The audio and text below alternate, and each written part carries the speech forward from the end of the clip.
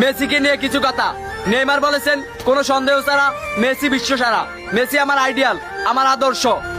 আর ক্যাসমেরো বলেছেন মেসিকে যারা ভালোবাসেন না তারা ফুটবল সম্বন্ধে বোঝেন না।